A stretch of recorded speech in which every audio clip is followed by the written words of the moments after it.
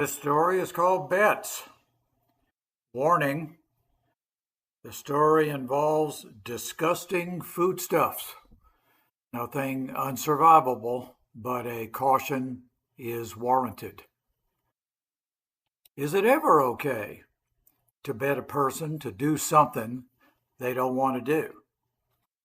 Or maybe they do want to do it, they just want to get paid. There is the notoriety. There is the fighting off of humiliation. These are some of the factors. Are there any higher moral lessons to be drawn from such betting incidents? How did these things get started anyway?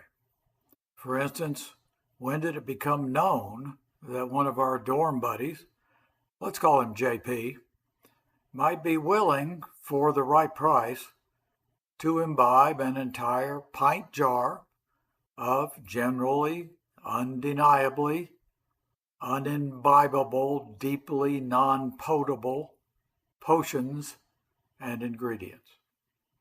Not just non-potable, but bordering on unmentionable. Though, looking back, I can think of much worse. A pint is quite a bit, I don't have to tell you. The base drink, the stock, if you will, was no surprise. Well, that's what college kids would think of first. And that's what's normally enough to stop anyone who isn't 3 days into the desert or drifting in a lifeboat with no possible sail in sight. Whether that liquid was obtained actually in some kind of dipping procedure in the room at the end of the dorm hall, or was in fact collected by some kind of pass it around sequential donation process, I can't recall. You would think I could recall. Then simple machine dispensed Coca-Cola was added, 100% full fizzing cane sugar original formula, I assume. This was back in the day. We didn't top up the jar because it was clear there would be a need for space for substantive additives. Cigarette butts, for one, the contemplation of which may in fact have had something to do with how the whole thing got started. Simple cigarette butts, stubbed out in a half-filled Coca-Cola cup or coffee cup, might have caused someone to think, "Boy, I'm glad I didn't accidentally drink that." Somebody looked at it and was nauseated and revolted and thought, well, that's probably when the idea of betting had originally started to get out of hand. When I think back on JP raising the clear jar to his lips for the first gulp, there were 2 gulps, by the way, his choice, punctuated by a considerable moment of hand on the wall steadying. When the jar was raised, I seem to recall seeing coins in there, but that's impossible. We would all have known that that was completely medically irresponsible and out of bounds. I'm sure there were no coins. However, the cherry on top, so to speak, the tour de top, the piece de resistance that would have increased the bet beyond all conceivable bounds if the victim was me, was the several bobbing spherules of dachshund poop spooned up from the yard out back. One of our group had been commissioned to enter the known dachshund grounds of a faculty residence nearby and had returned with the loot. The fully aged authenticity, plus some freshly smeared nodules, was instantly certified by the smell that pervaded the room. I can imagine groups of human beings where that would have been the end of it. I don't know if JP had been aware of the serious escalation in ingredients as the bet amount increased. It's possible he would have even been allowed to back out or modify as the Spoon Man returned from his Dachshund mission. But that was not necessary. JP himself was urging us on. Some people are just made of different stuff. There might also have been some pencil erasers in there and possibly some crud from inside somebody's gym shoes, maybe some tomato sauce that had leaked out of somebody's sub from the food truck, a little coffee, of course, stuff that was reasonably malleable and or digestible. Of course, there were some dead leaves, weeds, and some actual dirt. There were the usual rules: no barfing for an hour. Jar drainage had to be complete, etc. I think we trusted his roommate to certify the no barfing as he exited the exhibition room and headed back to his own dorm accommodations. He did seem a bit distracted at the time, like he was trying to keep his mind off something. There must have been no permanently disabling result. JP lived in a different wing of the dorm. The fact that I don't specifically recall seeing him again after that doesn't mean anything. He could have lived a long and uneventful life, slept easily, kissed a girl after a suitable denaturing period, graduated, got married, had kids, the whole thing, moved on. I couldn't tell you. Maybe he had proved all he needed to prove. And we all certainly got our money's worth, every one of us. Money well spent, up to and including when he raised the jar to his lips, gulped twice with the swallowing action of a wild beast, and then sort of urgently looked around the room and left. I can remember every second of it. I do remember being slightly unnerved on a higher level. If one of us would do that for something under $100, what mightn't we do later in life for much bigger stakes? You may recall that I was a little uncertain about the presence of coins in the previous incident. There weren't any. Not in part 2, though. Part 2 was all about coins. We were younger, 10, 11, 12, so we could only raise about 55 cents in nickels and dimes. We were all jumping out of our treehouse about 30 feet up in a jack pine, which was pretty tough just getting up to, given the rough bark and the unevenly sawed-off branches. We were jumping into a pile of dirt that a bulldozer had piled up.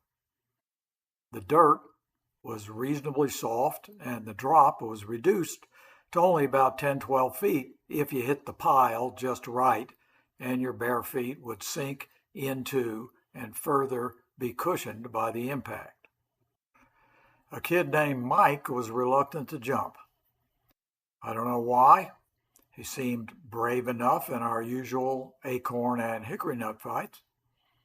Height must do something differently to different people.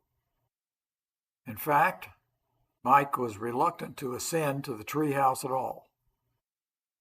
It was a little precarious, a couple of 1x12s nailed to some unevenly slanting limbs. And the few times Mike had made it up there with us, he had looked over the jump and tediously worked his way back down through all the limbs and vines. Whereas the rest of us flapped like birds and shrieked and yelled and jumped into the pile and ran back down the side of the bulldozed hill and climbed back up the tree for repeated rounds. You can see where this is going. Is it that we wanted to reward him for overcoming his fear and ascending to the next level on the rungs of life? Were we doing it for him, or were we doing it for us? Did we simply want to exert the power?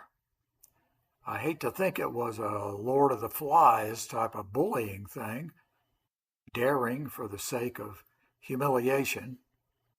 I continue to think that there was some small element of philanthropy or benevolence, even, helping a fellow human over a hurdle. I continue to feel that.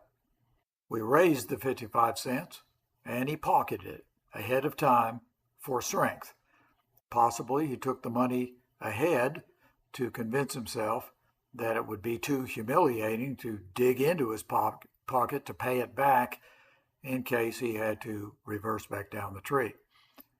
We paid in advance on a similar theory, that it decreased the chances of a default, that he would in fact jump. He was slow and heavy up the tree, and when he stood on the edge of the board, I think I wasn't alone in regretting it. True terror is scary to witness. Seeing someone who can't join you in unbridled joy is an awful thing. One of us should have yelled out to stop. Actually, I thought he was going to step back, and we would have accepted that. Probably even let him keep the money. The color was drained from his face. He looked like he was 100 years old. We were all waiting in a ring around the peak of the dirt pile in a silent crescent of witnessing. There was plenty of space for him to land safely. We were filled with incipient congratulations. But he never jumped. He just stepped off the edge like a parachuting airman stepping into the belly hole of a B-29 over the Rhineland. He dead dropped directly 30 feet down to the base of the tree, and we all heard a gunshot-like crack, like Paul Bunyan snapping a 2x4 over his knee. I can still hear that sound today. All you had to do was leap outwards towards the pile of dirt. Nobody thought to say something obvious like, hey, make sure you leap outwards. You don't just step off. He had been watching us for days. Who knew he wouldn't leap out? The dirt pile was so high that a 2 or 3 foot outwards jump would get you easily over the well-like vertical drop and onto the fluffy dirt pile of safety. But no, I guess he was in some kind of trance. Must jump, must not turn back. Die is cast, must go. And like a zombie, he stepped off and dropped like the proverbial Galilean cannonball off the leaning tower. Somebody ran and got his daddy. We all felt much better when the big, burly, take-charge daddy came busting through the brush like a bear and picked up Mike in his arms and hustled him back up the hillside toward the house. I do remember a high-pitched screech when his bad leg got caught briefly in a honeysuckle vine during the carry. That was it. Mike could be visited in his bedroom with a large white cast, which was signed in celebratory fashion for weeks afterward, even by girls, good-looking girls, with long blonde ponytails and long bronze suntanned legs and ironed shorts. It's possible Mike never mentioned the bet. We sure as hell didn't. I don't remember any hard feelings or repercussions of any kind.